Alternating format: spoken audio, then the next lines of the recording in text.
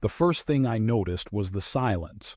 Not the comforting kind, the engineered quiet of insulation and humming systems, but the kind that feels deliberate, observant, as if the room itself had paused to see what I would do next. My boots echoed once on the deck plating before the sound vanished entirely, swallowed by the vastness of the chamber. The bay was enormous, cathedral-wide, framed by ribbed alloy arches that curved overhead like the inside of a mechanical spine. White light panels pulsed softly along the walls, reflecting off metal surfaces polished to a mirror sheen. Everything here was precise, controlled, designed by minds that did not tolerate error, and standing at the central console was her. She didn't turn when I entered. She didn't need to. Her posture was perfect, still, balanced, as though gravity itself had been calibrated around her presence. Pale synthetic skin flowed seamlessly into articulated alloy at her shoulders and arms, a fusion of organic elegance and machine exactness. Platinum hair fell straight down her back, catching the light like spun silver. Her hands rested lightly on the console, fingers motionless, as if waiting. I stopped a few meters behind her, suddenly aware of how human I felt in comparison. Flesh, breath, heartbeat. "Engineer Elias Ward," she said calmly without looking at me. Her voice wasn't cold, but it wasn't warm either. It carried clarity, authority refined into sound. "You are late by 12 seconds. I blinked. Your summons reached my terminal 30 seconds after I left my quarters." She turned then. Her eyes met mine, steel blue, luminous, unnervingly focused. Not hostile, not curious. Evaluative, like a system running diagnostics. "Noted," she said. "Your explanation is statistically plausible." Statistically, I cleared my throat. "You requested my presence in the integration bay. Your armor interface flagged an anomaly during routine maintenance." But her gaze didn't waver. "Correct." She stepped away from the console, moving with a grace that didn't belong to anything built for war. Yet every line of her reinforced frame suggested that was exactly what she was. As she approached, I became acutely aware of the silence again. No guards, no attendants, just us. "I am designated Sovereign Unit Seralith Prime," she said. "In human terms, Queen." I nodded, resisting the instinct to bow. "Elias Ward, Systems Engineer, Civilian Contractor." "I know," she replied. "You have repaired 317 Imperium-class constructs. None of them were alive." That gave me pause. She stopped directly in front of me, close enough that I could see the faint seams where synthetic tissue met metal, close enough to feel a subtle vibration in the air around her, like a restrained engine. "The armor rejected recalibration," she continued. "It entered a resonance loop upon your arrival." "That's not standard behavior," I said carefully. "Royal armor cores are locked to sovereign biometrics. They shouldn't even register my presence." "And yet," she said, turning slightly, gesturing toward the raised platform behind her, "it did more than register. The armor stood there like a waiting god. I'd seen schematics, training projections. Nothing prepared me for the reality of it. The frame was tall, elegant, impossibly intricate, layers of adaptive alloy interwoven with something that looked disturbingly organic. Veins of faint blue light pulsed beneath its surface, slow and rhythmic, like a heartbeat. The chest plate bore sigils I didn't recognize, etched so finely they seemed to shift when I tried to focus on them. And then there was the hum. Low, harmonic, not sound so much as presence. I felt it in my bones. My breath caught despite myself. "That's not a power issue," I murmured. "It's responsive, like it's waiting." Seralith watched me closely now. "For what?" I swallowed. "For interaction." Her eyes narrowed just a fraction. "Proceed." I hesitated. "With respect, Your Majesty, touching sovereign armor without authorization is—" "I am authorizing you." The words landed heavier than I expected. I stepped onto the platform, every instinct screaming that this was a bad idea. The hum intensified as I approached, shifting pitch, resonating deeper. My wrist scanner went wild, data cascading into nonsense, waveforms folding over themselves. This interface isn't just biometric, I said, half to myself. It's cognitive, pattern-based. Sarilith said nothing. I raised my hand. For a moment I hovered there, centimeters from the surface, aware of how absurd this was. A human engineer about to lay hands on the most sacred construct of an alien empire. Then my fingers made contact. The world exploded into light, not blinding, illuminating. The armor sang, not metaphorically, not poetically. Literally, a cascade of harmonics rippled outward, the sigils igniting in brilliant sequence as energy surged through the frame. Symbols bloomed across the surface, new ones, forming in real time, weaving geometry and motion into meaning I couldn't understand but somehow felt. I staggered back, heart pounding. Behind me, I heard a sharp intake of breath. Sarilith stared at the armor, at the glowing marks now spreading across its chest and arms, her composure fractured for the first time. Those symbols, silence returned, thick, stunned, absolute. The armor's glow dimmed from blinding brilliance to a steady, living pulse. The hum remained, lower now, resonant, like a held breath that refused to be released. My hand hovered uselessly in the air, fingers tingling as if I'd just touched a live current that had decided not to kill me out of politeness. Behind me, something shifted. I didn't need to turn to know Sarilith hadn't moved since the moment the armor responded. I could feel her attention like pressure between my shoulder blades, focused, sharpened, no longer merely observant. Slowly, deliberately, I stepped back off the platform. I didn't do that, I said, the words leaving my mouth before my brain could catch up. I didn't mean to do that. Her reply came after a beat too long. The armor has not initiated recognition in 612 years, Sarilith said. Her voice was steady again, but something fundamental had shifted beneath it. Not since the binding of Sovereign Aerolith and the strategist consort Valor. I turned to face her. That sounds historical. It is foundational, she replied. The lights along the chamber walls subtly brightened. Systems awakened. Somewhere deep within the bay, a low alarm chimed. Not urgent, but unmistakably official. I should probably remove my handprints, I offered weakly, in case this voids warranties or treaties. Her gaze snapped to me. For a fraction of a second I thought I'd overstepped.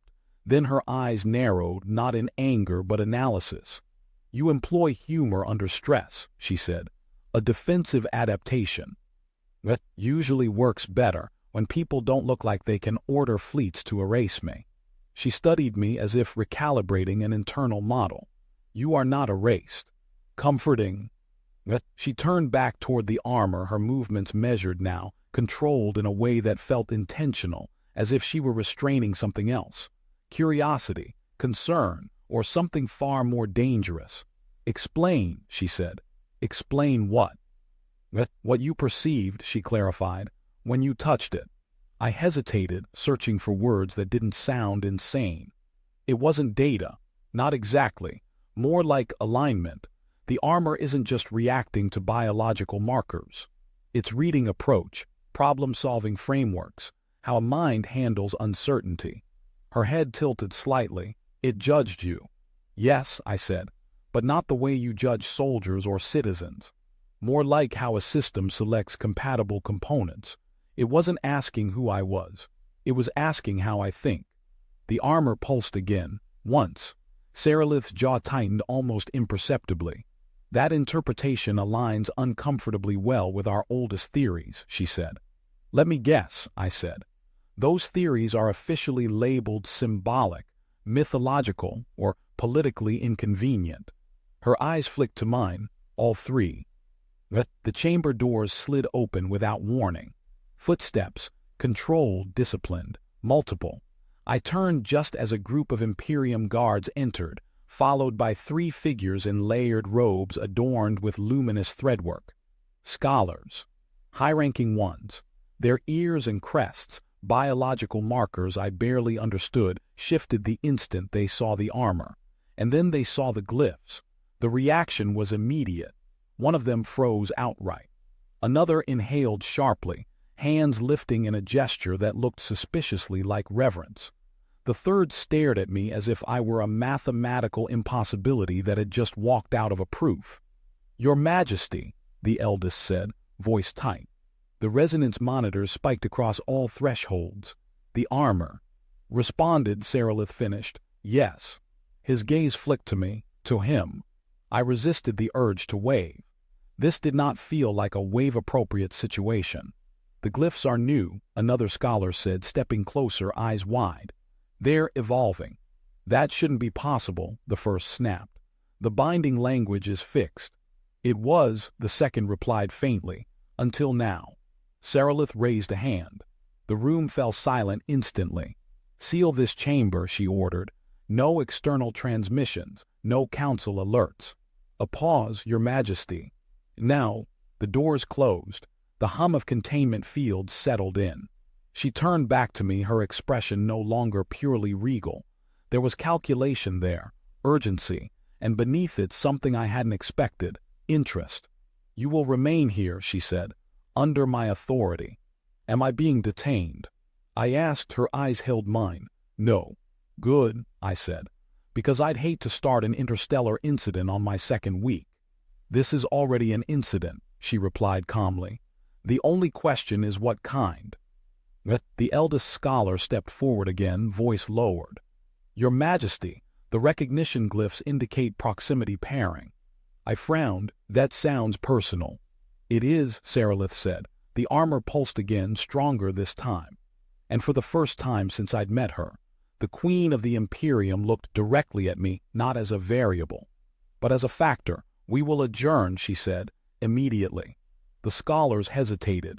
That was not a suggestion. They bowed and withdrew, their expressions caught somewhere between awe and dread. When we were alone again, Sarilith spoke quietly. "You did not intend this." "No," I said honestly, "I really didn't." "Intent is irrelevant to the armor," she replied. "It responds to necessity." She studied me long and searching. "And it appears," she added, "that at this I didn't sleep. Not because the quarters were uncomfortable, quite the opposite. The room assigned to me was quiet, climate balanced to human parameters, with a viewport that looked out over a slow drift of stars. Someone had even stocked the nutrition unit with familiar Earth brands, which felt both thoughtful and unsettling. No, sleep wasn't the problem. The problem was that every time I closed my eyes, I felt it again. The hum. Not a sound, more like a memory echoing through my nervous system. A resonance that hadn't stopped when I'd stepped away from the armor. It wasn't intrusive. It wasn't painful. It was attentive. I lay on my back, staring at the ceiling panels as they shifted through low-light cycles. Somewhere beyond these walls, the queen of an alien imperium was probably consulting war councils, ancient laws, and traditions that had never accounted for a human engineer with a bad sense of self-preservation. I checked my wrist unit. No alerts, no summons. That somehow made me more nervous. A soft chime broke the silence. "Come in," I said, already sitting up. The door slid open and Sarilith stepped inside alone. She wasn't wearing formal attire. No insignia, no ceremonial lines. Instead, she wore a fitted dark garment, practical, unadorned, designed for movement rather than authority. Without the visual weight of her title, she looked different, still imposing, still unmistakably sovereign, but closer to real. "I did not wake you," she said, observing me with that precise, calibrated gaze. "I wasn't asleep," I replied. "Insomnia, occupational hazard." "Because of the armor," she said. "Yes." She nodded once, as if confirming a hypothesis. "You are still resonating." That made my stomach tighten. "That's not normal, is it?" "No," she said simply. "It is unprecedented." She moved to the viewport, folding her hands behind her back. Stars reflected faintly in her eyes. "Tell me," she said, "what you believe happened." I hesitated. "You want the technical answer, or the one that sounds like I'm making excuses for accidentally bonding with a royal artifact?" She glanced at me, one corner of her mouth lifted barely. "Begin with the technical." I took a breath. The armor isn't keyed to genetics alone. It never was. Genetics were just the easiest signal to lock onto. What it's really doing is searching for cognitive complementarity. She turned slightly toward me. Explain. It's a distributed decision engine, I continued. Built to assist, not obey the bearer, to compensate for blind spots, stress, context collapse. Over time, your people interpreted that as spiritual selection, but the underlying mechanism is closer to strategic pairing. Her eyes sharpened. You believe the armor chose you because you lack something. No, I said quickly, because I have something you don't. Silence stretched. I braced for offense. Instead, she inclined her head. Continue. You operate at scale, I said. Empires, fleets, centuries. Your decisions are necessarily abstract. I don't think in terms of dominance or legacy. I think in terms of failure points. What breaks first?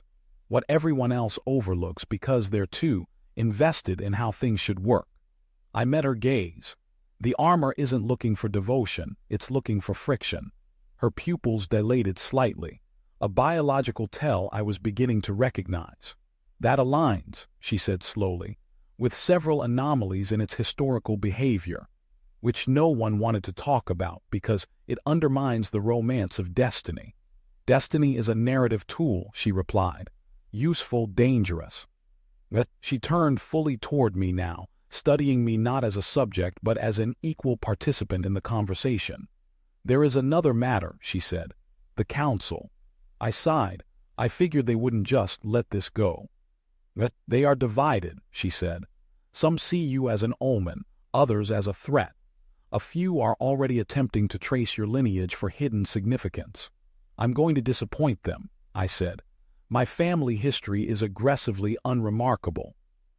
That may be precisely the problem, she said. You are not meant to matter. That landed harder than I expected. She seemed to notice. In our culture, she continued, importance is inherited, proven, or claimed through conquest. You arrived without any of those. And now I'm causing headaches, I said. You are destabilizing assumptions, she corrected. There is a difference. She stepped closer, stopping a careful distance away. Close enough that I could feel that same subtle pressure in the air, like the armor's hum, faint but present. For the duration of the lunar cycle, she said, you will function as my civilian advisor. Officially, yes. Unofficially. She held my gaze. You will challenge me. That surprised me. You already have people for that. They challenge my decisions, she said, not my premises. I considered that. And if I decide this is a terrible idea, then you will say so, she replied, and I will listen. Something in her tone made that promise feel real. A soft alert chimed on the wall panel. Seralith's attention shifted instantly. They have begun moving. Who has? The Scythian advance fleet, she said, earlier than projected. I stood without thinking. You want pattern analysis. Her eyes flicked to me. Yes. As we moved toward the door, the hum intensified just slightly. Not from the armor. From me, Seralith noticed. Her stride slowed for half a step. It appears, she said quietly, that this connection is not one-directional. Great, I muttered. So now I'm a walking variable. She looked at me, something unreadable passing through her expression. No, she said, you are a perspective. And as the doors slid open and the lights of the corridor flared to life, I had the distinct, unsettling sense that whatever the armor had seen in me, the Imperium was about to find out whether it was right. The command deck didn't feel like a place where mistakes were forgiven.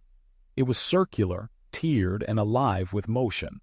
Holographic projections folding into one another, officers moving with synchronized efficiency, data flowing faster than my eyes could track. The air carried tension, the quiet kind that settles in before something breaks. The moment Seralith stepped onto the deck, everything aligned around her. Voices lowered, movements sharpened. Even the projections seemed to reorganize themselves, centering on her position as if the systems themselves acknowledged her authority. This is the current projection, said a tactical officer, stepping aside to reveal a rotating star map. Red vectors pressed inward from the outer systems, jagged, organic in shape, nothing like the clean geometry of Imperium fleets. The Scythian advance accelerated by 14%. They are not engaging directly. They are shaping the field. I leaned forward before I remembered I was supposed to just observe. They're hurting you, I said. A few heads turned. Sarilith didn't look at me, but I felt her attention shift. Explain. They're not trying to win a battle, I continued. They're trying to control where the battle happens. See these gaps? I gestured at the projection. You've left them open because they look strategically irrelevant. No resources. No population centers. The tactical officer frowned. Those sectors hold no value. Not on their own, I agreed. But together they form a pressure funnel. Push your fleets here, here, and here. I traced an arc through empty space, and suddenly your retreat paths converge. One failure cascades into three. The projection adjusted as the system recalculated. Silence followed. Then quietly, he is correct. The words came from an older officer, her uniform marked with the scars of long service. We dismissed those sectors because we have always dismissed them. Sarilith turned to me then, not with surprise, with recognition. You saw this immediately, she said. I fix broken systems, I replied. The trick is figuring out what's being ignored. She faced the room. Adjust fleet dispersal. Reinforce sectors 4, 7, and 9. Do not pursue, force them to commit first. Orders rippled outward. As the red vectors shifted, hesitated, I felt it again. The hum, stronger now, not loud, not intrusive, aligned. Sarilith's gaze flicked to me, sharp and searching. Do you feel it? I exhaled slowly. Yeah, and I really wish I didn't. That resonance, she said quietly, has only ever occurred between bearer and consort. Several officers froze. I stiffened. You didn't tell them that, right? I did not, she said. Yet. Good, very good. The alert tones softened as the projection stabilized. The Scythian advance slowed, uncertain now, their pattern disrupted. For now you have bought us time, Sarilith said. For now, I echoed. She dismissed the deck with a gesture. Officers filed out, their glances toward me no longer purely professional. Some were curious, others wary. When we were alone again, she spoke without preamble. This cannot continue unnoticed. I figured, I said. Empires aren't great at subtle. The Council will demand explanation, she continued. They will interpret this connection as destiny, divine mandate, or political leverage. And you, she met my eyes, I interpret it as risk. That was reassuring, in a strange way.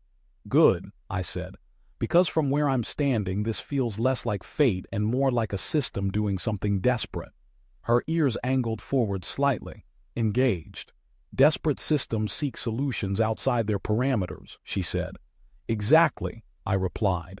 And sometimes they grab the nearest thing that doesn't fit. She studied me for a long moment. Then, unexpectedly, she smiled. Not the restrained, almost theoretical expression I'd seen before, but something quieter, real.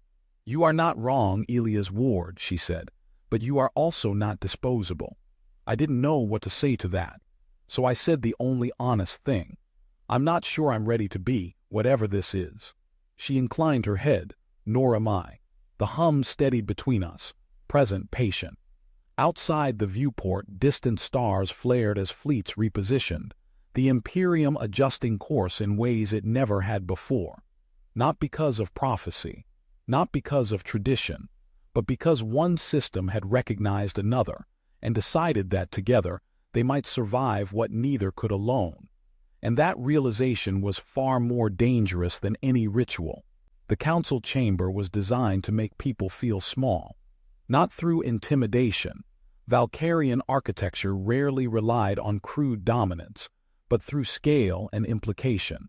The ceiling arched high above us, layered with translucent panels that displayed a slow rotation of star systems under Imperium control. Every light represented a world. Every world represented lives. And every seat in the semicircular tiers was occupied. 17 houses. Military, scientific, economic, ancestral. Power distributed carefully enough to look balanced. uneven enough to ensure nothing moved without friction. Sarilith stood at the center. I stood half a step behind her. That distance was intentional, close enough to be seen, far enough to avoid implying conclusions no one was ready to acknowledge out loud. The hum was quieter here, present but restrained, like it understood this was not a place to announce itself. "Let us proceed," Sarilith said. Her voice carried without amplification. It didn't need it. A representative from the House of Vailker rose first, silver-crested, adorned with ceremonial circuitry embedded along the temples. "Your Majesty," they began, "the Council acknowledges the anomaly within the armor interface. We also acknowledge the participation of the human." Several eyes shifted toward me, measuring, cataloging. "However," the representative continued, "historical precedent is clear. Recognition glyphs imply inevitable progression. Delay invites instability." Sarilith did not react. "Inevitable progression," she repeated calmly, "is a phrase often used by those who benefit from momentum." A ripple moved through the chamber. Another figure rose, older, ears edged with ritual markings that marked them as a keeper of tradition. "The armor does not choose lightly," the keeper said. "It never has. To resist its indication is to reject the Founder's wisdom." I felt Sarilith's attention shift, not toward the speaker but toward the idea behind the words. "Wisdom," she said, "is not static." The keeper frowned. "Are you suggesting the Founders were fallible?"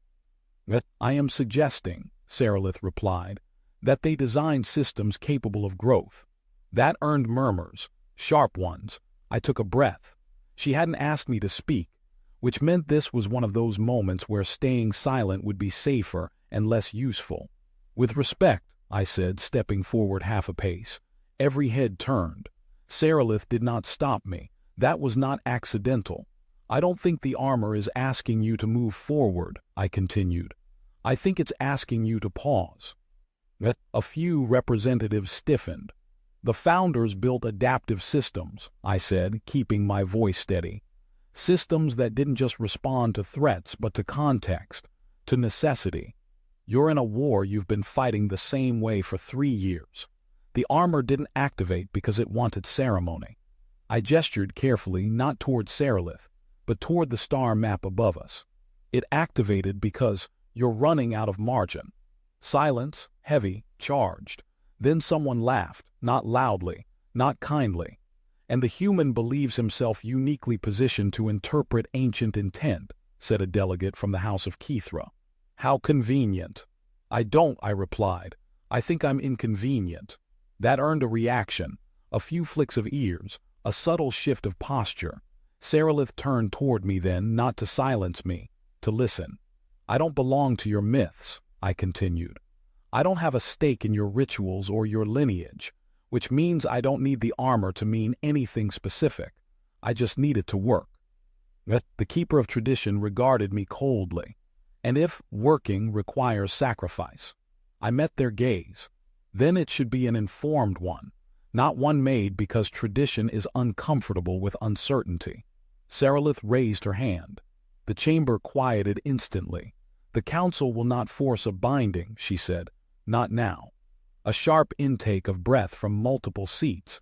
"Nor will we dismiss the armor's response," she continued. "The human will remain in my advisory circle for the duration of the lunar cycle. His access will be monitored, his actions evaluated." She looked directly at the keeper. "And no ritual will be invoked without my consent." The silence that followed was not agreement. It was concession. As the council adjourned, representatives filing out in clusters of whispered strategy, Sarilith remained standing, gaze fixed on the star map. I stayed where I was. Eventually she spoke. "You disrupted them." "I tried not to," I said. "I failed." Her eyes flicked toward me. "You succeeded." She turned, expression thoughtful now. Less queen, more commander calculating probabilities. "There will be backlash," she said. "Not openly, not immediately." "Political gravity," I replied, "always pulls sideways first." She studied me for a moment longer than necessary. "You are becoming a liability," she said. I nodded. I was afraid of that. And yet, she added quietly, the armor is stabilizing. That gave me pause. What do you mean? It has ceased searching, she said. Its resonance patterns have settled. The hum responded, faint but unmistakable, between us. I think, she said slowly, it has made its selection. My pulse spiked. That doesn't mean we have to accept it. No, she agreed. It means we have to understand it. She turned toward the exit. There is something you should see, she added, something the founders left behind. I followed without question. Because whatever this was becoming, political complication, strategic anomaly, or something far more personal, it was no longer contained within armor or councils. It was moving, and so were we. The chamber lay beneath the fortress, not metaphorically, physically. We descended through levels I hadn't known existed, passing bulkheads that bore no insignia and corridors devoid of decoration. No banners, no honor glyphs, just matte alloy and silent systems. This wasn't a place meant to inspire. It was a place meant to endure. This section predates the Bastion, Saralith said as the lift slowed. It was integrated rather than constructed. Founder architecture, I murmured. Yes. The doors opened onto a narrow passage that felt compressed. Not smaller, denser. The air carried a faint static charge, like the space just before a storm breaks. The hum returned the moment I stepped out. Stronger than before, I stopped short. It's close. Saralith glanced at me. You sensed it immediately. I didn't even have to try. We followed the corridor until it opened into a circular chamber carved from a material my scanner couldn't identify. The walls weren't smooth. They were patterned, layered with faint, interlocking geometries that shifted subtly as we moved, responding to angle and proximity. At the center stood a structure unlike anything I'd ever seen. Not a machine, not an artifact, a framework. It resembled a ring suspended vertically, formed from segmented arcs that hovered a few centimeters apart, never touching. Light flowed through the gaps in slow, deliberate pulses. No visible power source. No controls, just potential. This is a founder relay, Saralith said quietly. One of the few remaining intact. I stared. Why has no one activated it? Because it does not respond to us, she replied. It never has. The hum surged. I swallowed. And let me guess, it's responding now. The ring shifted, barely perceptible but unmistakable. The segments realigned, opening microscopic gaps that weren't there a moment before, toward me. I exhaled slowly. It's not reading authority. Saralith's gaze sharpened. Then what is it reading? Context, I said. Urgency. Probably compatibility again, but not personal, strategic. She moved closer, stopping beside me. You believe the founders built these to be unlocked only when necessary. I think they built them so they couldn't be monopolized, I said. No single species, no single ruler, only when conditions demand cooperation outside the expected set. The relay pulsed, brighter now. Saralith's expression was unreadable. That would imply they anticipated collapse. Or stagnation, I said. The air shifted. Not violently, deliberately. The ring expanded, its segments rotating, unfolding into a new configuration. Symbols ignited along its inner arc, complex and unfamiliar, yet disturbingly intuitive. I didn't understand them, but my mind kept trying, mapping patterns, tracing relationships. My head swam. Saralith caught my arm. Enough, she said firmly. The relay stilled. The hum softened, retreating to a manageable resonance. I looked at her, breathing hard. It's not done. No, she agreed. It has merely acknowledged you. That sent a chill through me. Saralith, I said quietly, this isn't about me, or you, or even the armor. She studied the relay, then the walls, then the space between us. It is about transition, she said. The point at which a system must either evolve or fail. I nodded, and the founders left tools for that moment. Silence stretched between us, heavy with implication. Finally, she spoke again, softer now. The council will demand answers. Give them time, I said. Systems resist change at first. especially when they've been stable for centuries. She turned to me, eyes searching. And you? I'm already unstable, I replied. Might as well be useful. Something eased in her posture just slightly. The relay will remain sealed, she said. For now. For now, I echoed. As we turned to leave, the hum followed, no longer confined to the chamber but faintly present within me, like a quiet alignment settling into place. I didn't know what role I was meant to play in what came next, only that the founders had prepared for this moment. And whatever door we just approached, it had finally noticed we were standing in front of it. The first assassination attempt came 3 hours later, not with weapons, with protocol. I was in the shared study, Seralith's on one side, mine on the other, when the access panel chimed with a priority summons. The tone was official, neutral, polite in the way that only truly dangerous messages ever are. Advisor Ward, the voice said. The Council's Subcommittee on Cultural Integrity requests your presence for clarification.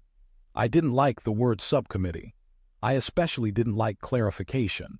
Seralith looked up from the data slate she'd been reviewing, her eyes narrowing almost imperceptibly. They are moving faster than anticipated. Is that bad? I asked. Yes, she said. It means they believe delay favors you. I let out a slow breath. That's flattering, I think. They will not confront you directly, she continued. They will attempt to reframe you, redefine your role. If they succeed, you become symbolic. And symbols get removed when they're inconvenient. Her gaze sharpened. Correct. She stood. You will not go alone. I thought the whole point was that I'm a civilian advisor, not a political weapon. You are both, she said calmly, whether you accept it or not. The council chamber they led us to was smaller than the grand hall, intentionally so. Intimate. Designed for discussion, which in Imperium terms usually meant controlled pressure. 5 counselors waited, all older, all experienced, all wearing the faintly smug expressions of people who believed they were about to tidy up an anomaly. Advisor Ward, said the one in the center, thank you for coming. Seralith took her place beside me. They didn't acknowledge her. That was the first mistake. We wish to clarify your status, the counselor continued. Your presence has caused speculation. I get that a lot, I said. A flicker of irritation crossed his features. Your interaction with the armor has cultural significance beyond your understanding. I don't doubt that, I replied, but I'm not here to interpret your culture for you. No, he said, you are here to be interpreted. The hum stirred. Subtle warning. Seralith spoke then, quiet, controlled, lethal. You will address him as my advisor. The temperature in the room dropped. The counselor inclined his head slightly, barely. As you wish, your majesty, our concern is simple.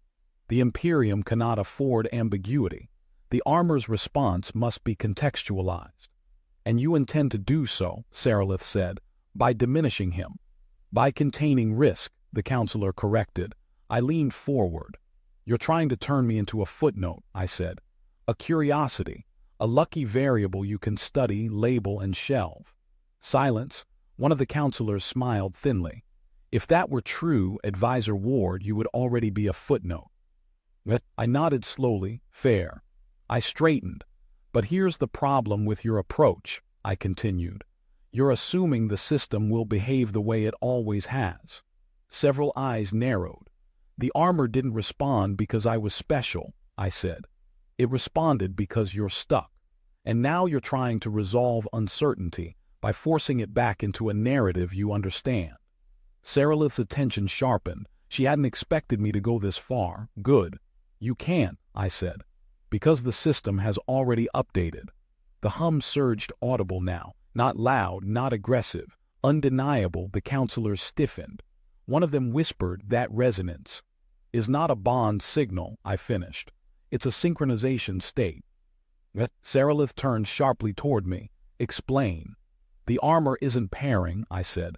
It's aligning, with change, with adaptability, with whatever gives you the best chance of surviving what's coming.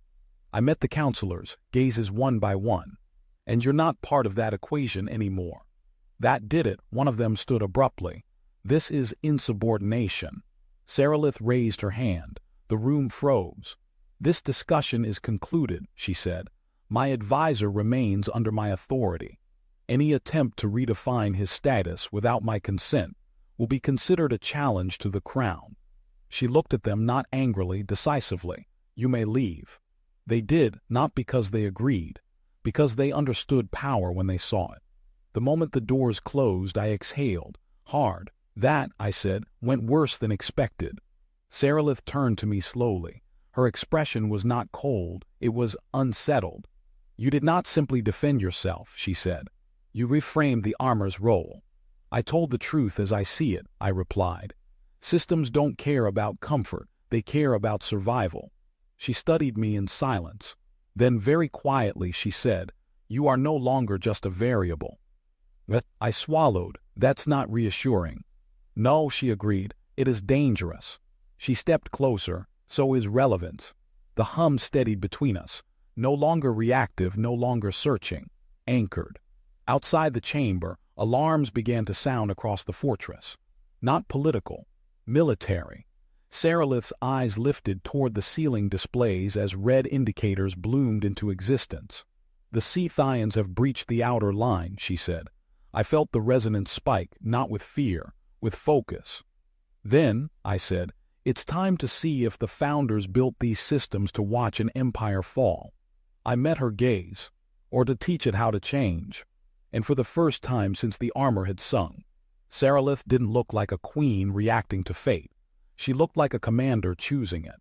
The fortress shuddered, not violently, yet, but enough that the hum of systems shifted pitch, a subtle recalibration rippling through the deck beneath my feet. Red tactical glyphs bloomed across the command channel displays as we moved, fast now, through corridors that no longer bothered pretending at elegance. Impact vector confirmed, a voice echoed over the internal network. Scythian breach group entering mid-range engagement zone. Saralith didn't slow. Her presence seemed to draw order behind it, officers falling into step, data streams snapping into alignment as she entered the command nexus. The great holomap flared to life, filling the chamber with layered projections of space, fleet positions, and threat vectors that twisted like living things. The Scythians weren't attacking like a conventional force. They were probing. Again.